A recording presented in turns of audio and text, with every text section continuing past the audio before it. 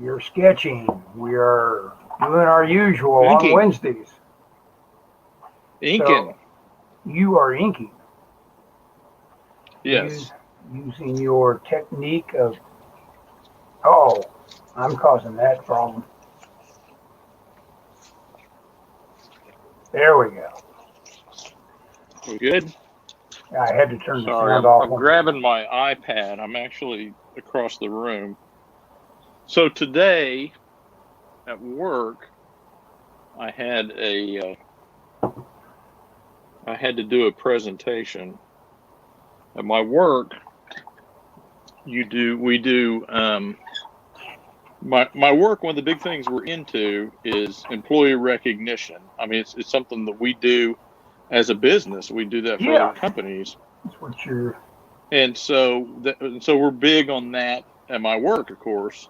Uh-huh. And so on your anniversary, you get recognized, and your supervisor does it. Sorry, I'm okay. There we go.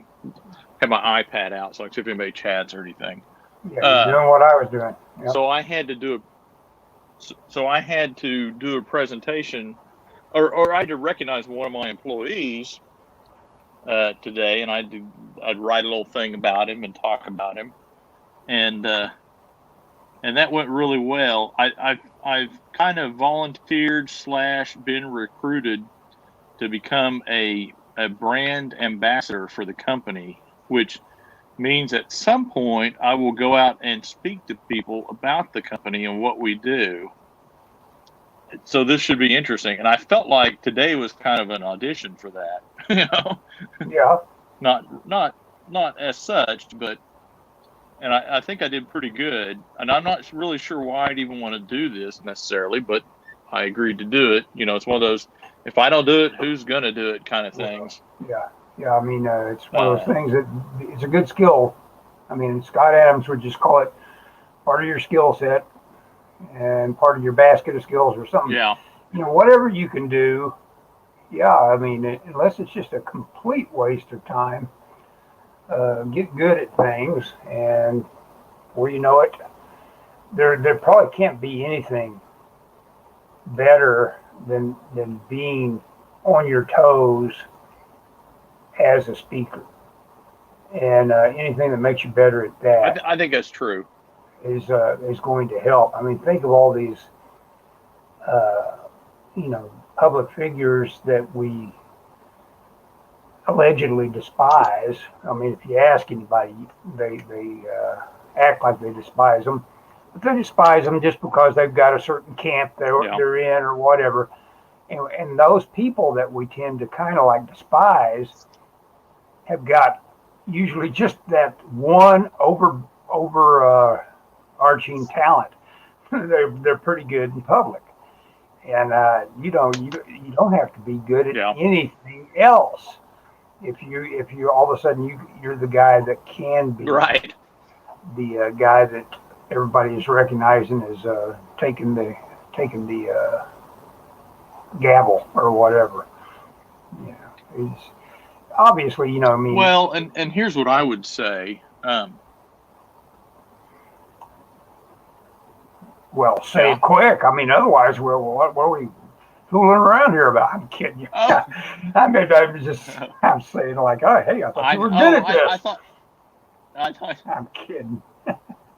no, no, no. Well, what I was going to say is, if you aspire to be an artist, or especially like a comic artist, you have to kind of sell yourself, Yeah, and part of that's the ability to speak to people. yeah, yeah. And so, I think that's And a guys good like skill to Ditko, have. sure, guys like Ditko that Oh, suffered for not having it, or suffered from not having it, or he was an insular kind of guy. He just chose not. yeah, he kind of chose not to Yeah, get I don't. good at I don't think that. he cared. Yeah, he would have considered that probably like I have most of my life of being a really extraneous thing for a guy that Fellas, wants your to be an sound dropped artist. out. What's that? Uh-oh. What happened? I can hear me. Your Okay. sound dropped out. Can you hear me? I can hear you. Can you not hear me? Hmm. Hang on just a second. Okay, I'll turn on my YouTube long enough to see if I can hear me. I cannot hear you except on the playback, Ellis. I can hear you on the playback. Well, if I'm on the playback, yeah, I can hear the playback too, so that must mean I'm coming Hang through. on. Maybe my headphones died. Yeah, I think your headphones died. God. Okay. We were Hang talking on just about a second. being I'm trying to troubleshoot this thing. okay. I am warming up for Good radio, people.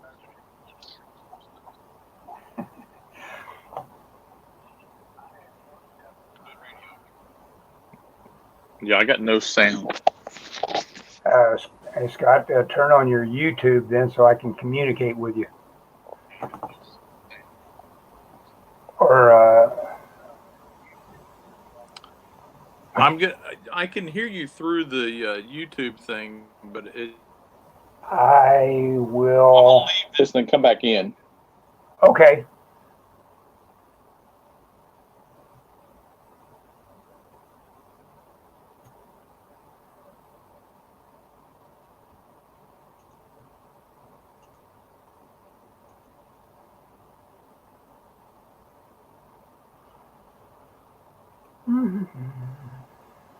Uh, I guess I should keep the patter coming. I'm warming up on doing some stuff tonight on Drawn and Quartered. And what you're seeing is me copying, just looking up at my screen and copying some the Kirby kind of posing and stuff like that. I've got something, I don't know. He's got like the things Kirby could typically channel that the rest of us couldn't without military experience. He's seen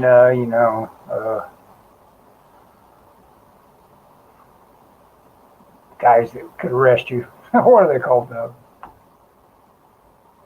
Like guys that would take you to the brig. A lot of his character designs strike me as being based on that. MPs, military police. Hey, Scott. Oh, I thought I saw a slash across your mic at one point. I think I'm on now. You are on. Can you hear me? Yes, I can hear you on Okay. the broadcast, or not on the broadcast, but I can hear you. We're good. I'm good. So you can only hear me as a delay. No. I'm good now. Okay. I was going to say I can only hear you. Go ahead. I could hear you on my iPad because I have it streaming YouTube. But I'm good now. All right. Well, I'm not. Hey, If two people watch this, we're ahead of the game, I guess. yeah. No, I guess we're really should have hoped nobody ever sees it. I don't know. Nah, who cares? I don't know. Nobody does care. Hey, it could be worse. Yeah, that's right. No, it could always be worse.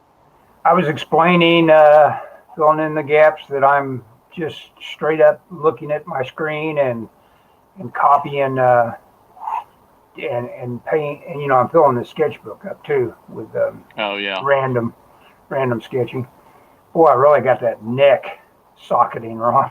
I floated it way out beyond what is in front of me.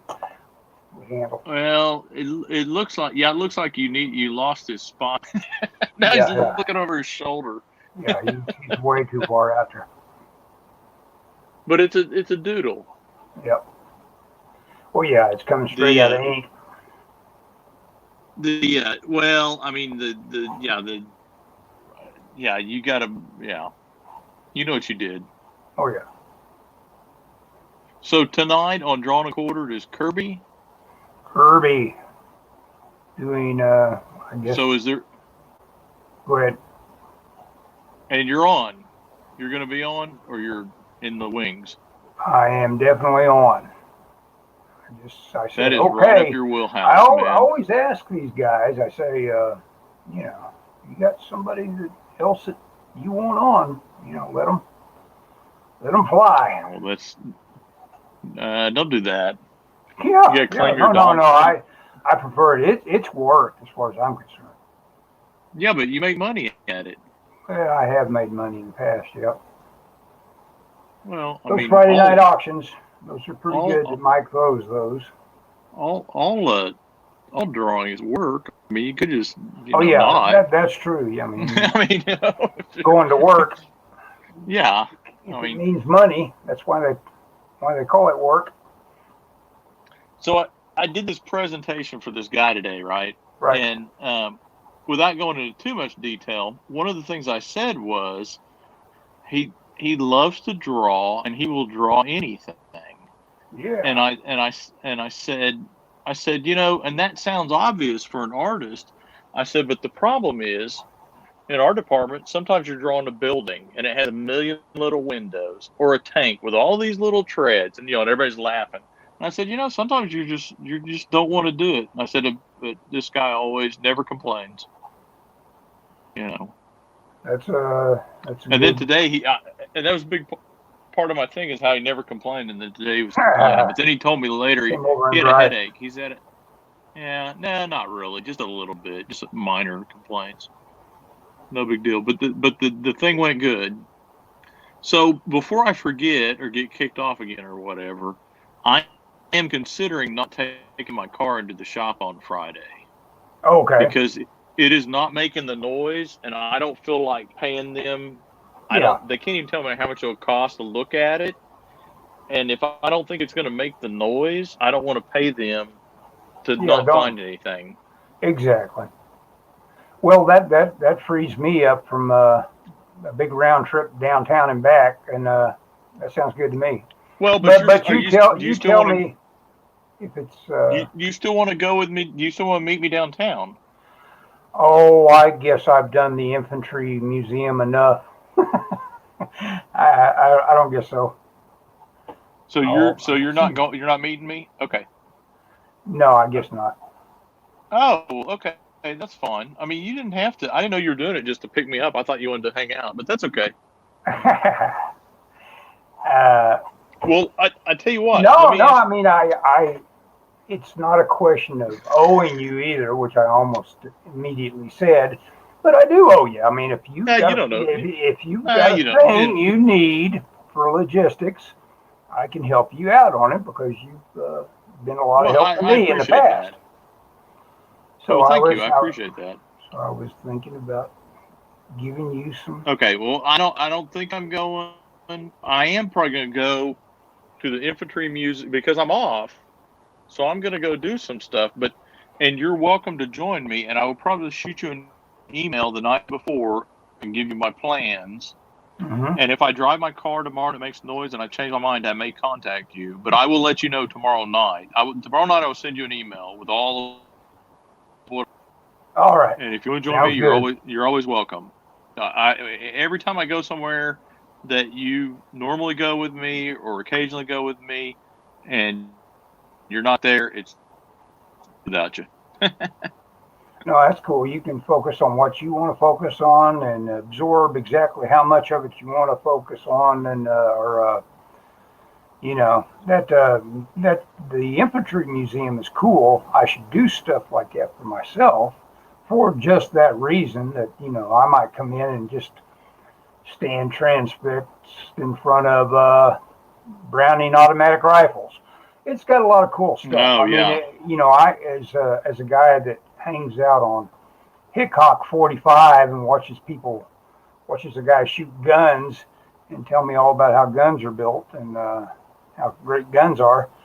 Obviously that infantry museum really appeals to me because it's got a lot of guns It's a in cool it. place. Yeah, And tanks and trucks and yeah, it's got everything. It's cool. it's just kind of a cool museum too. Yeah. It makes you And they don't realize charge that anything to everything. get in. Yeah, yeah. Well, it doesn't charge, but Do you what? should. Do what else? Yeah, I always throw a couple or $5 or $6 in there. Right. What did you start to say? You started to say it makes you realize what? uh, I'm not sure. I'm sitting here Okay. drawing, which is never good for your talking ability. No, I Okay. agree. Which I discovered for the drawing quarters is we'll get someone that start razzing you and say, "Hey, let's hear some patter out there," and they'll be like, "What? What? I'm trying to draw here." That's Yeah, another leave part me of my alone. I'm drawing. brain, and of course that's part of the appeal of why people do tune in for that show. See, this show nobody tunes in for it, but with a drawing quarter, people actually come by and plant themselves and watch us draw. I saw a cartoon years ago, and it was a picture of a camera, and it had a guy at a desk drawing, Uh huh. and above his sign was a thing that said watchthecreativeprocess.com, like a web address, Uh huh. and at the bottom it said the most boring website ever. Yeah. Yeah. Well, yeah. I mean, They used to joke. go ahead. Go ahead. Oh, they used to joke at work that they were, because they go through phases where they can put cameras everywhere at my work. And one time years ago, my boss said there may be somebody watching. I said I feel sorry for the guy that has to sit here and watch me do work all day. His job's more boring than mine. Oh man, wouldn't that be the truth? Yeah. Sitting and watching somebody work. So what'd you do today? I drew. I could share it, I guess, but no, I'll wait till I scan it and everything. I drew another page of the Hobo's Bindle. The last page. I decided to skip Oh, really? ahead.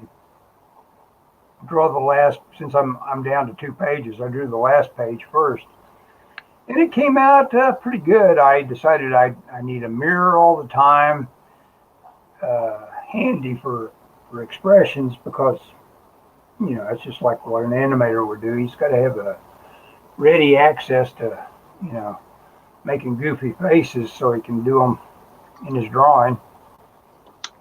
And so I got a mirror. Oh yeah, yeah, yeah. You got to have it. It hangs here next to my desk. It's good that you're drawing to see if it looks weird. That's another good reason to do it. You know, Yeah, flip it. you can flip it and spot mistakes. And it's amazing. Ellis, Yeah. no. Go ahead. And it's amazing what pops out when things are flipped. It's it will not be apparent, and then it'll be like, my gosh, look at my proportions, and the other problems you'll see them when they're flipped. So yeah, and I say that I do it all the time if I'm working digitally. I'll do some flipping, but if I am working on just a straightforward drawing, I don't ever flip it. I had to draw a thing at work today. In fact, I should have sent it to you. It was for the Oklahoma City Bomb Squad, Cool. and it was a coin, and it has on one side has a picture of a pinup model riding a bomb like in Doctor Strangelove. That's fun. Now, was this editorially handed to you as what you do, or did? Oh yeah. Was, They were they gave me exactly what they wanted. mm-hmm. So it was a kind Had of. a logo. It wasn't the. It was kind of a what? It was kind of a. They sent the design in. Right. They're buying coins. I said it's for the bomb squad. It's actually not the bomb. It's a group, some kind of group that the bomb squad is part of, about Oklahoma International Bomb Technicians Group or Mm-hmm. something like that. So apparently they're having some sort of event that Oklahoma City is either attending or hosting, and they're giving out coins that say Oklahoma City Bomb Squad on them, and have a picture of a girl that'll be riding a bomb. Cool. Yeah, it's going to go overseas to get produced, and I'll be curious what they do with it, because it's all color filled. So I had to kind of interpret it, because it was too. They sent me a painting. Yeah. And you can't do a painting because it has to be paint filled. So you got to have areas of paint that are enclosed by metal. Oh, well, that's always tough to do. Someone has sent you a beloved piece of artwork, and so now what you do will be judged against some beloved piece of artwork. Oh, absolutely. Yeah. I'm up to it. Yeah. Well, I mean, that's the sort of stuff I can remember having to do every now and then. I can't think of any specific examples. Probably dating all the way back to more like when I was working in the Yellow Page ad business. Oh yeah. That's what my job is basically like. We'd get things in from like a guy that had a beloved record that he might have all sorts of signage all over it, and so he's got it just the way he wants it, and your drawing, your level of detail, you may not be able to think about coming across with his beloved record in terms of like its detail. Yeah. So you use your judgment on what to leave out and what to put in, and I hope that it's what he. Yeah. Well, usually they have to just accept it, Yeah, that is my job in a nutshell. Yeah. That's it. Which I mean, I don't mind. I enjoy it. Well, yeah, it takes some skill. It takes being able to, use that talent of typically what an artist does, what he puts in, what he leaves out. Yeah, but that's what I had to do today. Definitely, lots of leaving out. Yeah. And the coin that they want is 1.5 inches, so it's a small coin. There's a small image on the coin. Yeah. So there was a lot of leaving out. There's but that's okay. I think they'll like it. Cool.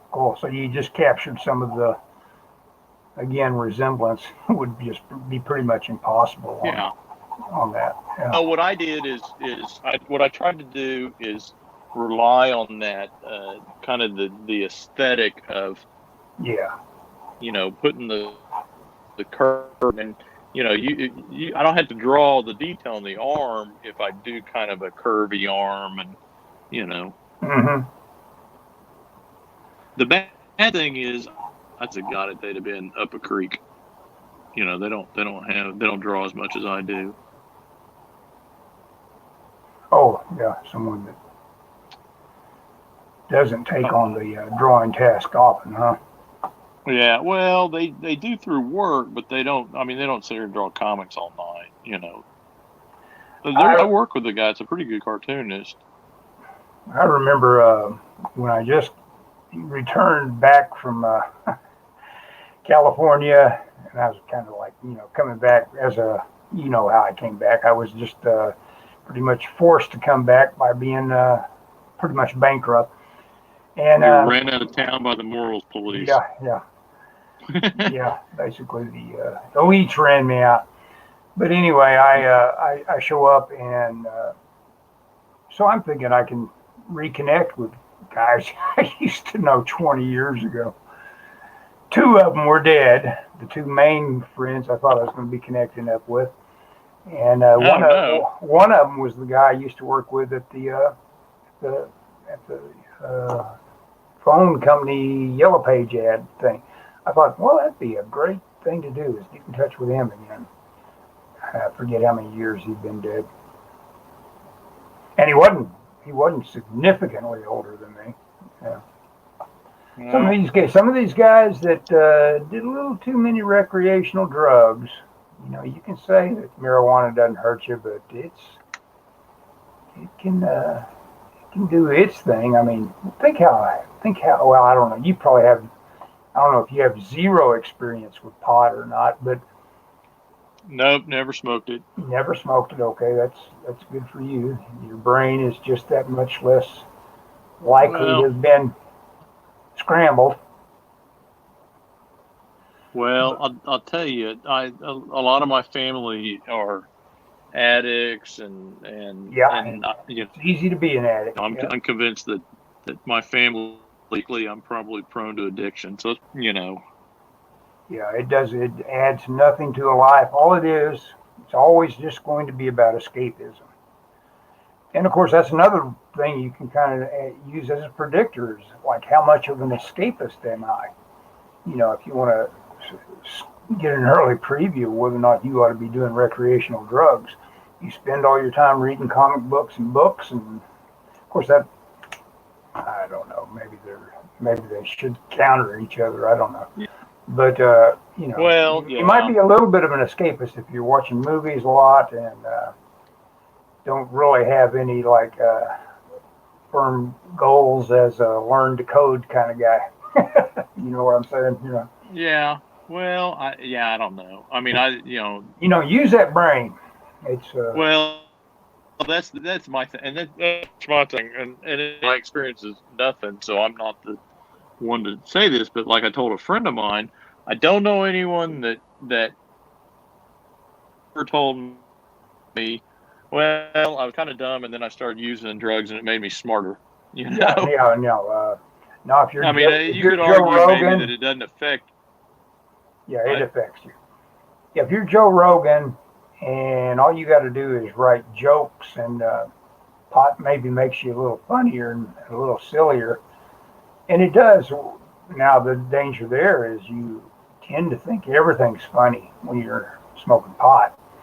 I mean, some of my most high hilarity moments were smoking pot with friends. And, I mean, Don Rickles almost killed me one time. I laughed so hard watching him on the Tonight Show, and he did it with a moment that was really just a split second. It was one of those things where he got real courteous with a guy who had a English problem, who he was a guest Yeah. hosting, and then just they took a quick shot at him as he's going to break, and he lifted his eyebrows up and kind of looked askance at him just right, and it caught me. But of course, the pot was the main culprit on why it was so doggone funny. It just about killed me. Well, hopefully not Yeah, literally. yeah, I mean, I was laughing remembering it. Yeah, I got you. we watched some pretty funny stuff while we were smoking pot. Had a guy that showed up at one of those cons we went to, that one that was at the Paramount. Yeah. And of course, I'm at a disadvantage. I've got my name plastered all over my table and everything, so anybody that walks up is going to know who I am. And so this guy walks up, and he's telling me I should know him. I'm looking at the guy, I don't know him. No. And then all of a sudden, there was just the way his eyes crinkled and everything like that. Everything about his face fell into place. I said, "Oh yeah, man, how you doing, man?" And he was the guy I spent probably the majority of my pot smoking with. He was a real funny guy, and he was really bad about being a thief, though. Man, he thought he was entitled to stealing. Oh no. I'm sure he got out of that, and I will not be mentioning his name. So Yeah. Don't mention if he his happens to name. be watching this, which I very much doubt, he's got no reason to be getting flop sweat or anything. No. Don't mention any names. No, no. Never do anything like that. Because after all, we are talking about indiscretions that this is the kind of indiscretions that Dave Chappelle was talking about. If it's on the internet, someone's going to bring it up later and make you pay for it in a way that is just well beyond what it deserves for back then and its context and all that. All this Oh, guy has to have done, to make having been a very you know, a thief at one time, all he has to do to forgive that is to quit being one and to make that a long ago thing he used to do. You know, No. Don't dredge anything up. yeah, I look at it this way: if he hadn't changed his ways, he's probably incarcerated. yeah, exactly. You know, so you know. But there was a kind of a hippy dippy kind of time period where where there was a kind of a steal this book Oh yeah. kind of zeitgeist going on, where it's like, why shouldn't I steal things? And of course, again, it's this my generation of baby boomers just had it so. I mean, they were sent to Vietnam, they were You're slaughtered. dropping out kind of bad. Am I? Yeah, I don't know if it's on my. Hang on, let me see if it's my headphones acting up. I'm gonna listen to the podcast for a second. Okay, I will talk. Hey, I'm talking to you, Scott. Do I still sound like I'm dropping out? I've got nothing more original to say other than, hey, well,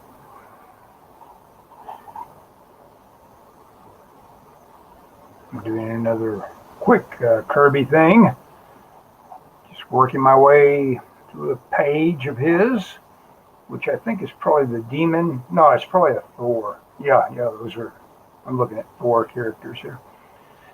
I wonder what people vote as being the best Kirby. When did he really peak, or not peak, but just do his best work? Thors are awfully good, and I don't really get terribly excited about the character. Fantastic Fours, I like the stories. I get more involved in Fantastic Fours, but that may just be me. And of course, all the later stuff he did, where he was given some creator mojo, which he very much appreciated, he was still awfully good during that period. Back when he moved to California, did storyboards, probably got as close to that all of us are filmmakers at heart kind of thing that comic book artists are.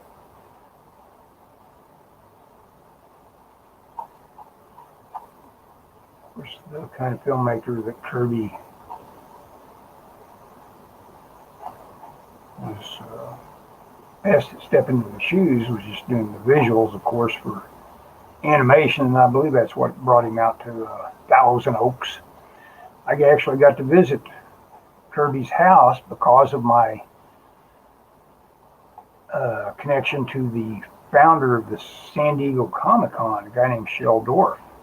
And that was kind of cool. You can imagine how a group of about 7 or 8 of us got to tag along with Shel.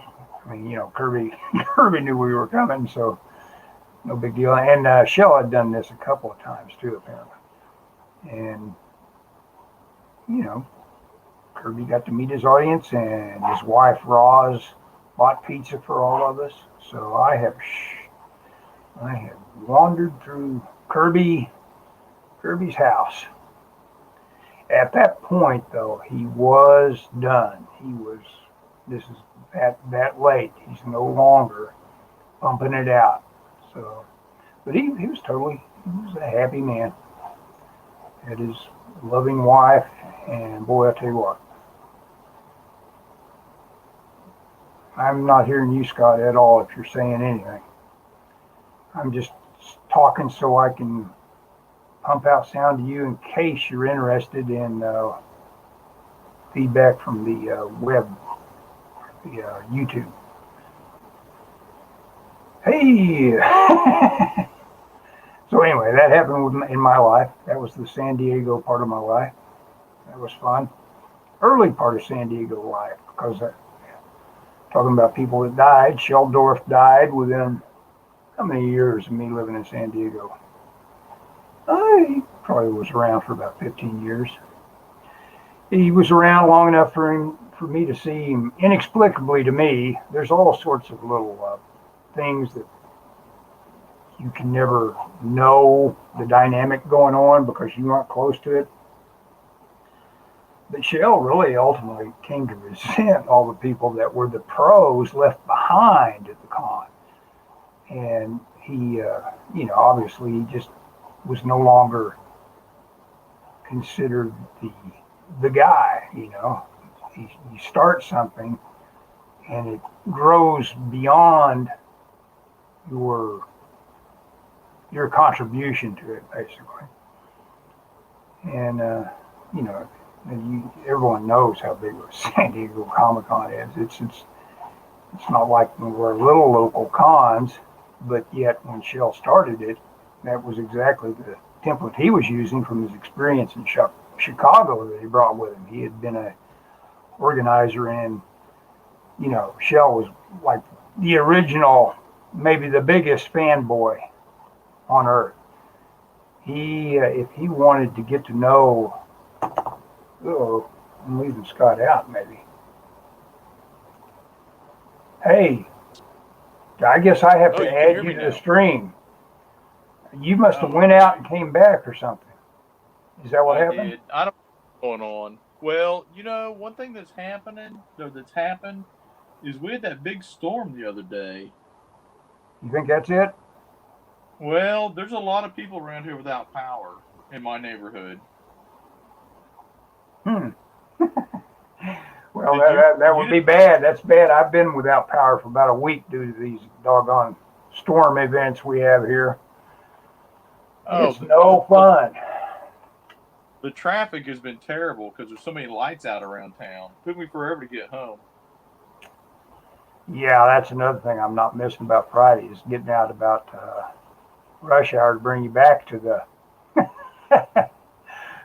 car dealer. Well,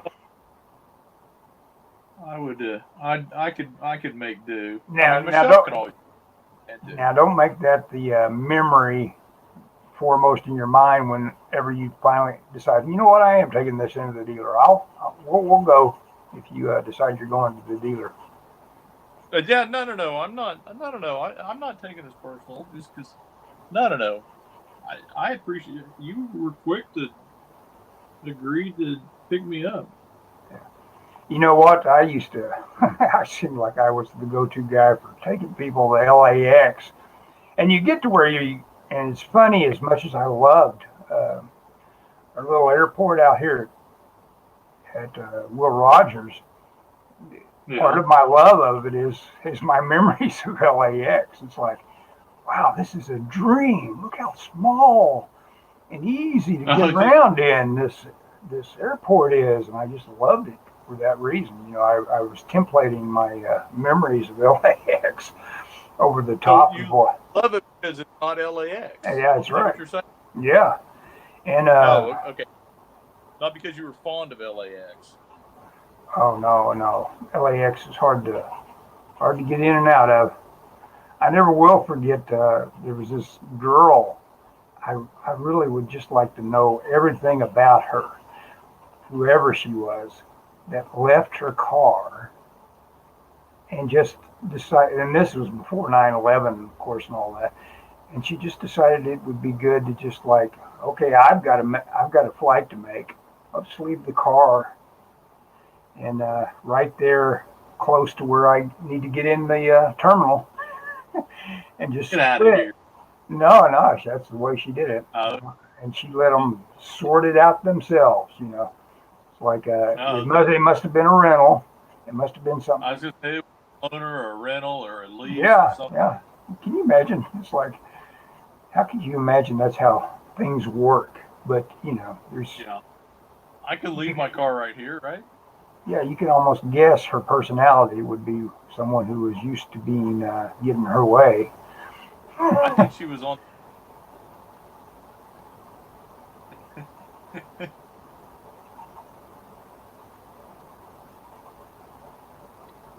So, what do you know about the Crimean War? Well, I probably don't know anything. Come to think of it, What I'm happened? reading a book. I'm reading a book about the Crimean War. Well, you automatically didn't know more than I do. I saw Sodom and Gomorrah the other day. Does any of that apply? Oh, I think no. That's the Old Testament. Okay, This is long. This is 1850s. I'm listening to that hideous strength. Uh, Oh yeah. is it I can't say it now. Arthurian. You know, Oh, I don't know. I've never read it. King Arthur. Was it good? Oh, well, I'm listening on an audiobook. I'm about 3/4 of the way through it. In terms of like a final verdict on is it good? If you've ever listened to Kurt Vonnegut describe how a story ought to be told or how to write, he would hate that hideous strength. Because Oh, really? one of the key things he says a writer should not do is not withhold information. Oh, Cough up the information if you've got cough. Make, don't be cute about how long you uh, have secrets from your reader. And the hideous strength keeps a lot of secrets for a long time before it gets around to coughing them up.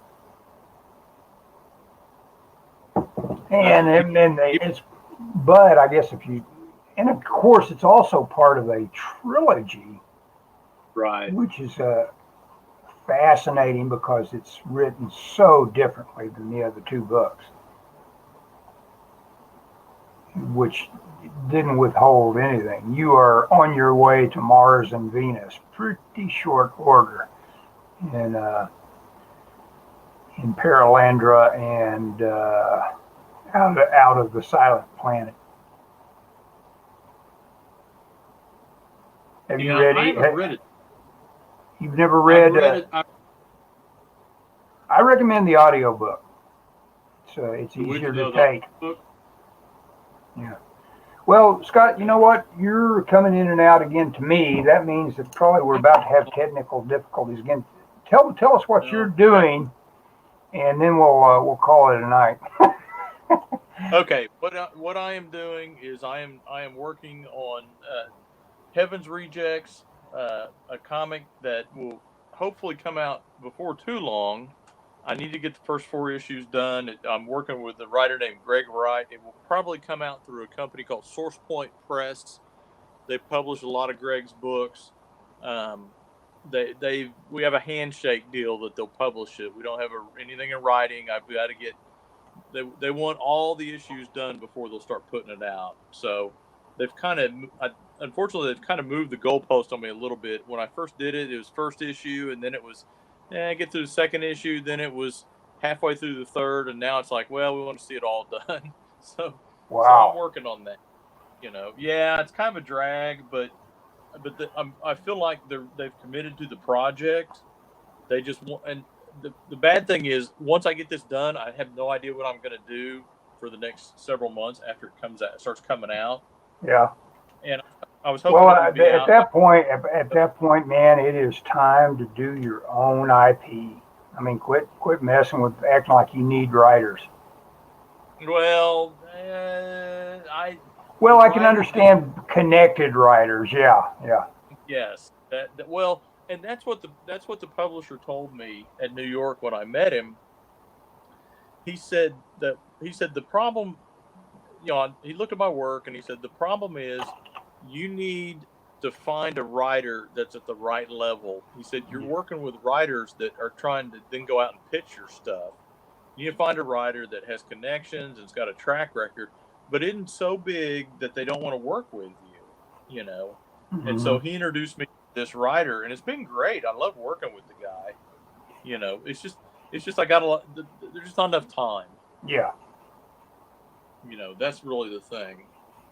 And it's unfortunate. I'd love to have gone to San Diego. A good friend of mine went to San Diego this year with his book for the first time, and I'd love to have gone and hung out with him. But at this point, I don't think it's going to be out by New York. I was hoping for New York.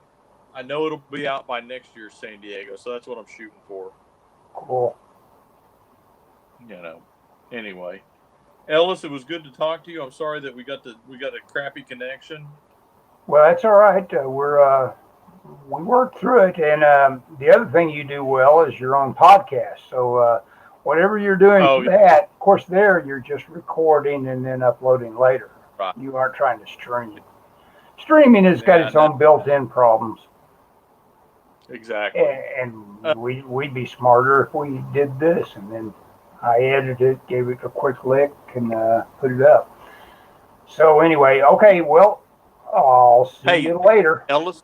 Yeah. Ellis, before you go, if you change your mind about Friday, let me know. I will shoot you an email tomorrow night just to confirm that I don't need a ride from you. Okie dokie. Okay, I'm ending broadcast, and right now